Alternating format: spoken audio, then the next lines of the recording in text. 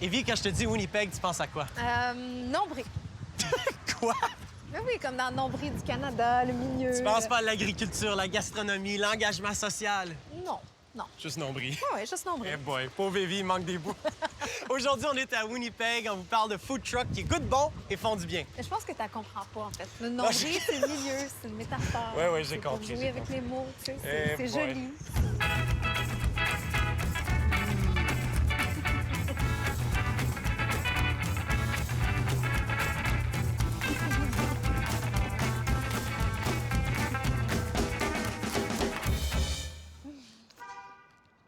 Winnipeg, ça a quand même beaucoup changé. Je suis pas venu depuis un petit bout de temps, mais je venais assez souvent quand j'étais plus jeune, quand j'étais président de Francophonie Jeunesse de l'Alberta, le réseau jeunesse. Pardon.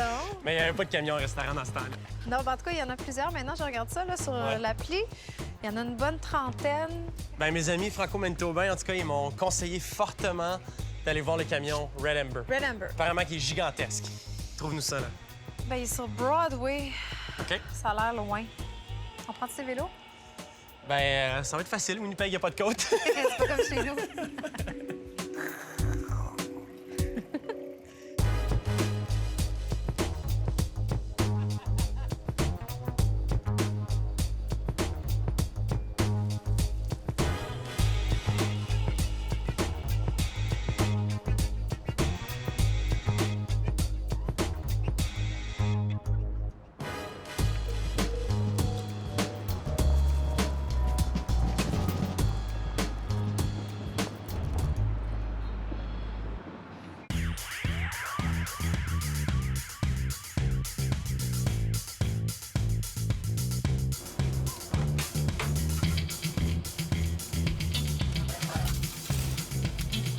The Red Amber, quel camion! Il est gigantesque. C'est énorme! T'allais un gros camion comme ça à cause de ta taille ou juste pour le fun? Non, on avait besoin d'un gros camion à cause du poids du four. Il pèse 3800 livres, alors c'est trop lourd pour les camions traditionnels. Mais c'est quand même l'un des plus grands camions de l'Amérique du Nord. Parle-nous un peu de l'histoire de ton camion. La boîte de notre camion mesure 24 pieds de long. Un conteneur de 20 pieds, c'était juste pas assez. J'ai donc coupé un conteneur de 40 pieds en deux. J'ai enlevé 16 pieds de moitié, puis j'ai soudé les deux parties ensemble. Mais il est haut aussi, non? Ouais, ben c'est ça, 2 étages. On a ce qu'on appelle la fosse. C'est là où se tient la personne qui sert. De cette manière-là, elle est plus près des clients et ils peuvent avoir une conversation plus aisément. Les clients n'ont pas besoin de regarder en l'air. Quel genre de pizza que tu fais? En pizzeria, je crois qu'on dirait de nos pizzas qu'elles sont surtout non traditionnelles. La pâte est pour nous comme une assiette. Alors, que mettrait un chef dans une assiette? Pour nous, tout peut être mis sur nos pizzas, sans restriction. Qu'est-ce que c'est, le Siloam Mission? Siloam Mission, c'est un organisme de bienfaisance situé à Winnipeg qui offre le déjeuner, le dîner et le souper aux gens qui vivent dans la rue, simplement pour aider ceux qui vivent des moments difficiles.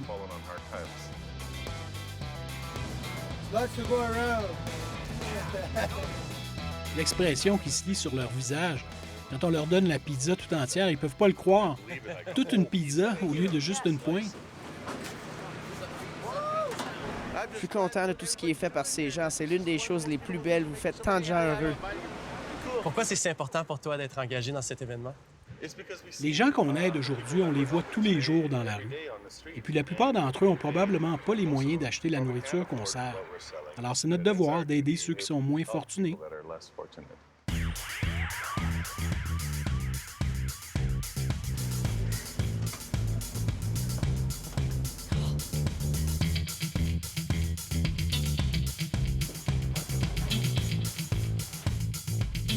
Est-ce que la pizza a toujours été une passion pour toi? La cuisine a toujours été, vous savez, agencer des ingrédients, je vois ça comme une aventure.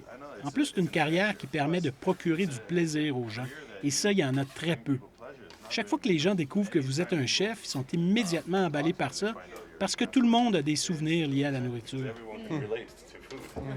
Et qu'est-ce que tu nous fais pour nous aujourd'hui?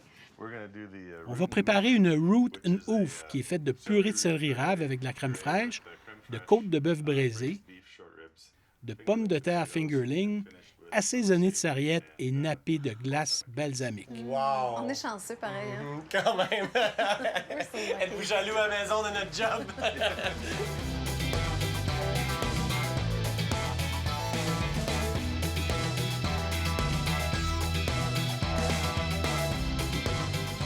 All right! Wow! Je vais prendre un gros morceau. Non, c'est pas vrai. Quand même Là, avec c'est des bon. patates. Je pense que c'est la première fois que je mange une pizza avec des patates. C'est vrai? I like the New York fold. Yeah! Mais un petit peu, c'est des No, that's how we suggest some Oh, of yeah? our, yeah, like the Uh-huh. carrot Oh, top. man. They're sometimes they're really wet. So.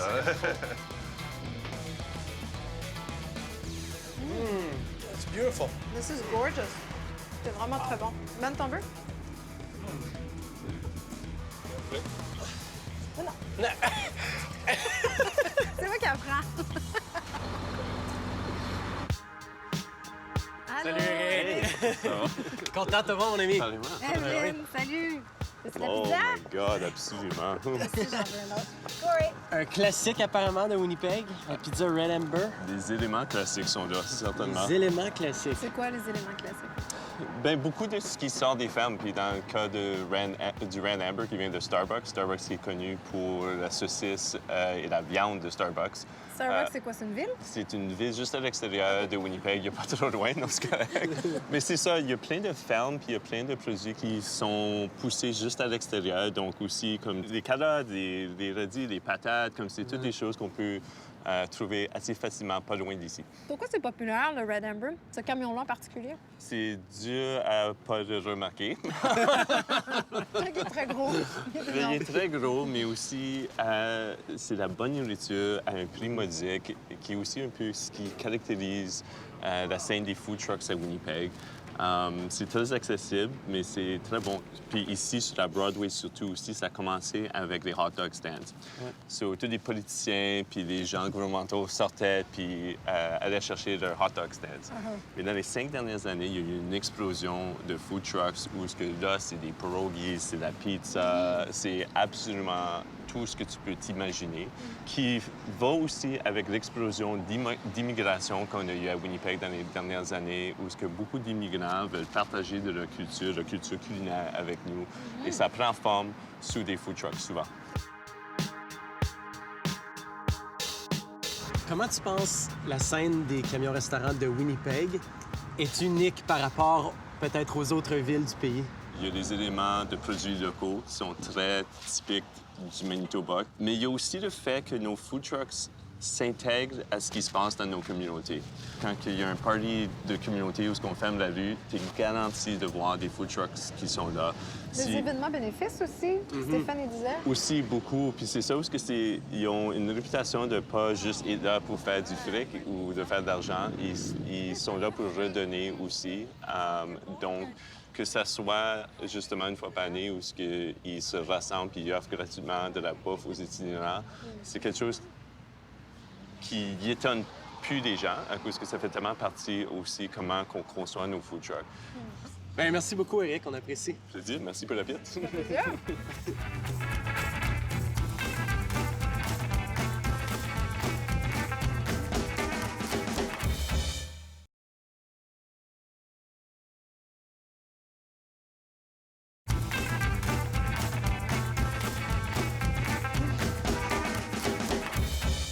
OK, on prend un pas, puis après ça...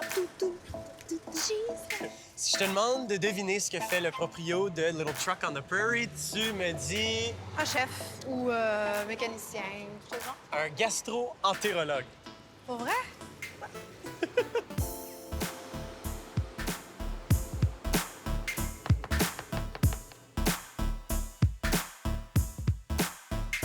Christopher, peux-tu m'expliquer le lien entre ton travail et le camion-restaurant? Je suis gastro-entérologue, donc je Ouais. suis spécialiste du système digestif. Donc, dans ma pratique médicale, je parle souvent des aliments, à la bonne nutrition, comment bien manger, comment préparer les aliments.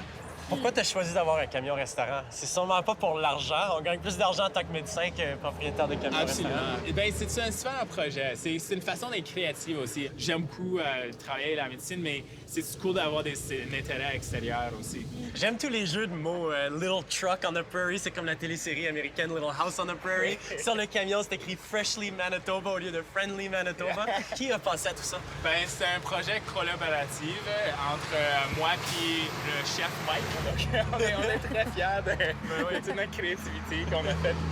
Christopher, qu'est-ce que tu sers?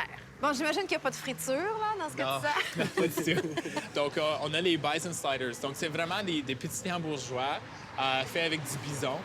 Tout est fait local. Donc, on a le fromage, ça vient d'une fromagerie locale. Le ketchup et la moutarde, c'est fait par nous à la main avec les ingrédients locaux. Pickerel tacos, ça c'est fait avec le pickerel, un poisson qui est local du Manitoba.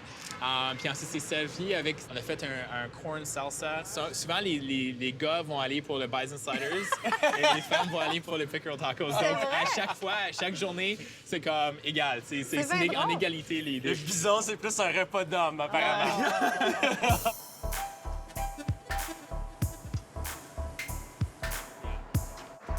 Est-ce que c'est plus compliqué de s'approvisionner auprès de fermiers locaux? Oui, absolument. Si on irait juste aux wholesalers puis on irait l'acheter, c'est très facile. C'est une seule place, c'est pas cher, c'est toujours le même prix. Ils prennent des cartes de crédit.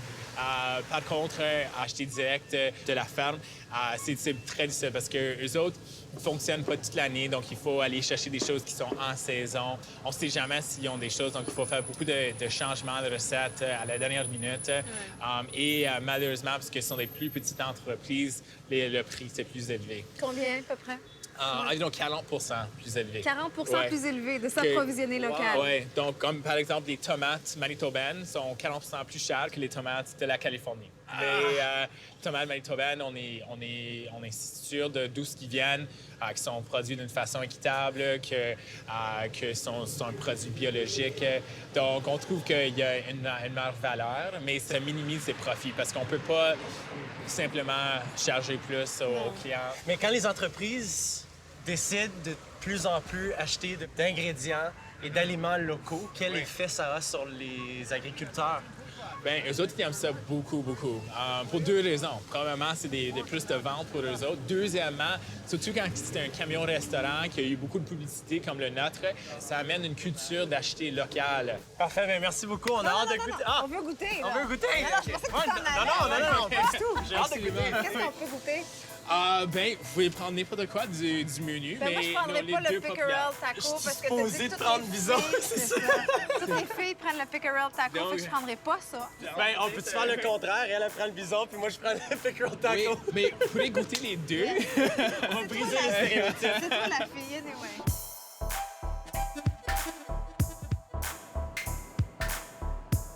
Donc, c'est Corey qui a commandé le pickerel tacos. Ben oui. C'est le plat de fille. Oui. Ça va bon? Et on a les Bison Sliders ici. Yeah! Bring me the 1, 2, 3, go!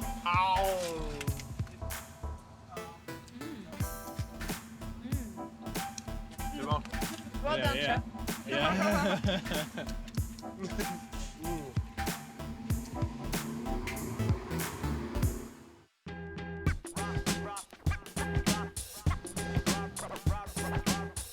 Dis-moi, qu'est-ce que tu manges? Je mange une poutine, c'est la El Mexicano. Oh, qu'est-ce qu'il y a dedans? Donc, c'est du bœuf épicé mexicain avec de la crème sûre, tomate, oignon. Il y avait un jalapeno dessus, je l'ai Oh, déjà wow. mangé. Ouais, c'est ça. Comment tu fais pour choisir la nourriture quand soit tu vas dans un restaurant ou un camion-restaurant d'habitude? Bien, pour les camions-restaurants, d'habitude, j'y vais quand je veux quelque chose de vraiment graissé puis salé. So, d'habitude, je prends comme un shawarma ou des frites ou un burger. C'est vraiment une expérience, c'est le plaisir. T'es dehors, puis tu sais, tu manges quelque chose qui dégoûte dans ton visage. Bonjour!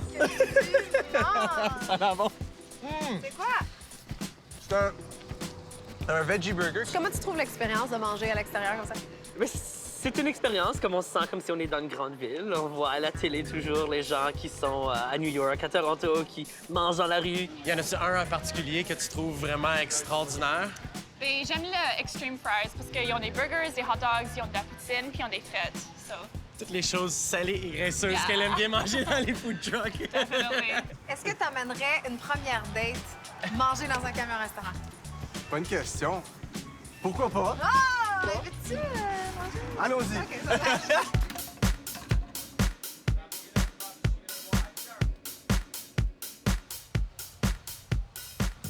Là, je me sens vraiment chanceux parce qu'on m'avait pas dit que j'allais être en présence royale aujourd'hui de Poutine King. Pourquoi t'as choisi ce nom-là? C'est moi qui fais la meilleure poutine, c'est sûr. C'est sûr que c'est moi qui fais la meilleure poutine. Mais ça a commencé... moi, je viens de Montréal, puis que quand je suis venu à Winnipeg, je trouvais pas de la bonne poutine. So, j'ai dit, je vais commencer ça. Comment ça a commencé ton histoire? Comment t'es venu avoir un camion-restaurant à Winnipeg? Ben moi, je suis chef de cuisine d'origine. Puis je suis venu à Winnipeg pour gérer un hôtel, une cuisine. Et j'ai eu une opportunité d'avoir un food truck. On a commencé avec une roulotte, puis on a vu que c'est un petit peu difficile de venir sur Broadway avec camion-trailer. Après ça, j'ai vendu, j'ai acheté un truck, et ça s'est bien passé la première année. Là, la deuxième année, j'ai acheté une autre roulotte pour faire les gros festivals. Et là, on est rendu, après, ça va faire 6 ans, là, on est rendu avec 7 différents commerces entourant le food truck. Parle-moi de ta poutine. Qu'est-ce qui la rend unique? C'est les meilleures frites. Nous autres, on prend les pommes de terre du Manitoba. Le secret d'une bonne pomme de terre, c'est la patate rouge parce qu'elle est un petit peu plus sucrée. Puis aussi, elle va faire une belle cuisson. Ça va être doré croustillant à l'extérieur et moelleux à l'intérieur. Tu choisis de prendre les patates du Manitoba parce qu'il y a un meilleur goût, mais est-ce que c'est important pour toi aussi d'encourager l'agriculture locale? C'est très important. Le but numéro 1, c'est d'avoir le meilleur produit, mais aussi, c'est très important. Tu encourages les agriculteurs locaux, eux, ils vont t'encourager aussi. Les gens sont tellement sympathiques à Winnipeg. Ça se sourit dans la rue, même entre étrangers. Les gens font vraiment partie intégrante de la communauté, puis les camions-restaurants aussi.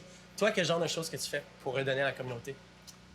On a fait le Slow Mission. Pour nous, c'est une satisfaction, tu sais. Te donner un petit quelque chose. C'est pas beaucoup, mais t'as rendu beaucoup de monde très heureux. Ben, j'ai hâte de goûter les patates manitobaines. Est-ce qu'on peut se faire une poutine? Je vais te faire une poutine, puis en plus, je vais te rajouter une petite surprise. Je vais te mettre du porc du Manitoba.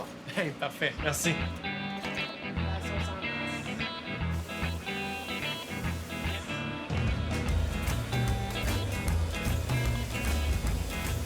Et voilà, écoute, ça, c'est notre cowboy qui vient avec le pulled pork et aussi avec les oignons frits et un petit peu de sauce barbecue.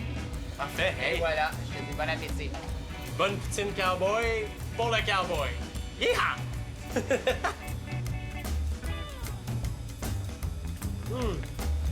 Hey, c'est bon avec la sauce barbecue, j'aime ça. Ouais, ça te donne un petit peu le petit goût sucré. Ben ouais, je me sens comme chez nous.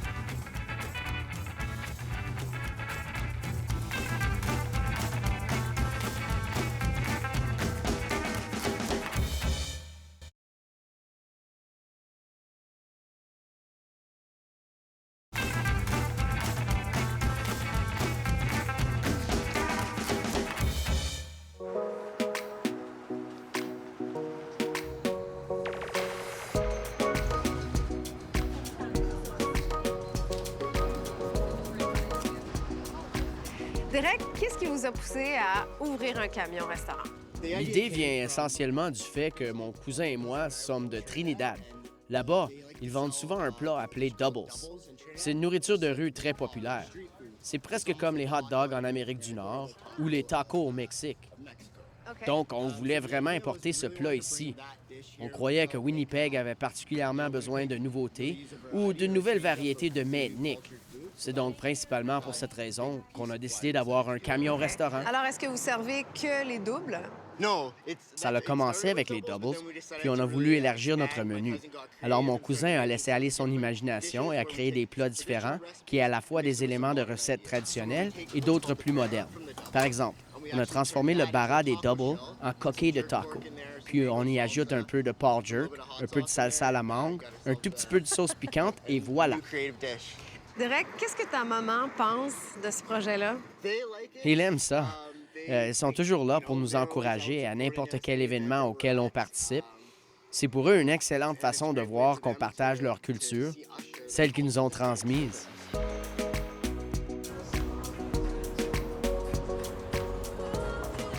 Pourquoi avoir choisi un camion plutôt qu'un restaurant? Je pense que c'était seulement à cause de la portée qu'on pouvait avoir.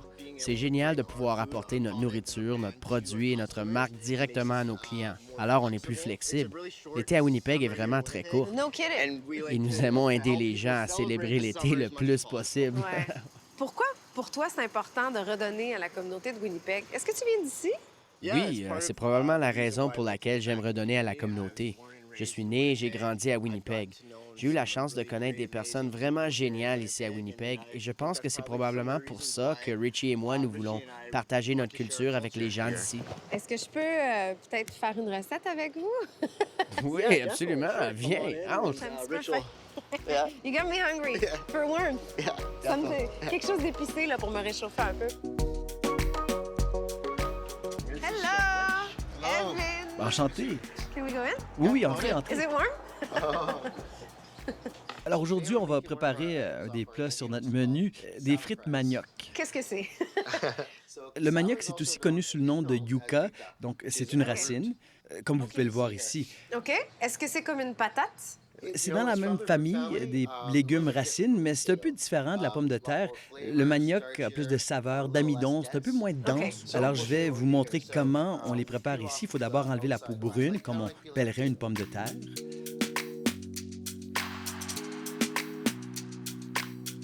Alors, c'est à peu près ça, là. Une fois qu'on l'a bien coupé en tranches, puis aussi, on peut le servir avec un aioli. On commence par... La mayonnaise. Voilà, ensuite, on ajoute de l'ail rôti.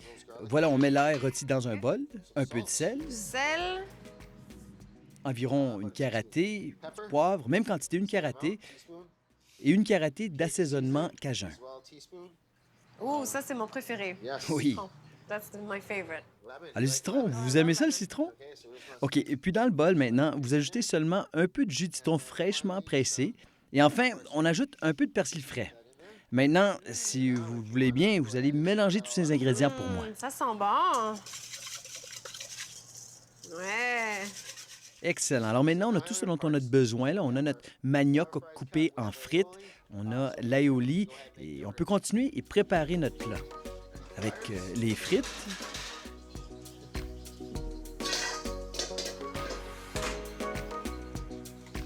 Un peu de sel. OK. Les épices cajun. Hey, bonne technique, vous êtes une pro, là. Maintenant, ajoutons un peu de coriandre fraîche aux frites. Voilà, puis on va mettre ça dans notre plat ici, avec l'aioli qu'on a préparé tout à l'heure. Est-ce que tu en manges souvent de ces frites-là? Ah, c'est délicieux. Là. Si vous aimez les frites, vous allez aimer ça, certain. Voilà, pour vous.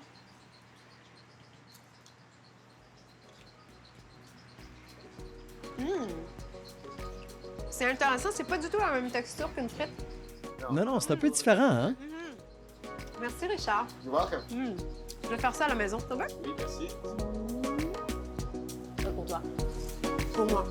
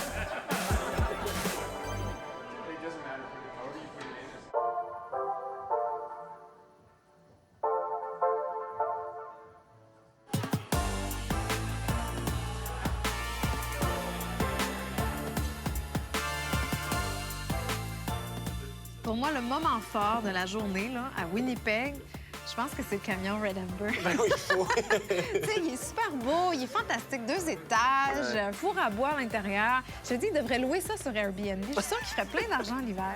Elle vient de Vancouver, hein, ça paraît. Qu'est-ce que toi, tu vas retenir de Winnipeg? Ben, c'est à quel point la ville grandit, évolue. Les gens sont fiers et on le ressent. c'est vrai. Les entrepreneurs sont fiers de vendre, d'offrir les produits manitobains. Ça m'a vraiment impressionné. Ouais. Plus que le nombril, Winnipeg a du cœur. Ouais. On peut le dire comme ça. Santé. Santé à toi. Une autre belle visite. Il a juste fait un petit peu froid. Mettons que Winnipeg, c'est assez venteux, hein? En passant, c'était bien. Ouais. C'était très bien. Poursuivez l'expérience en ligne à uni.ca.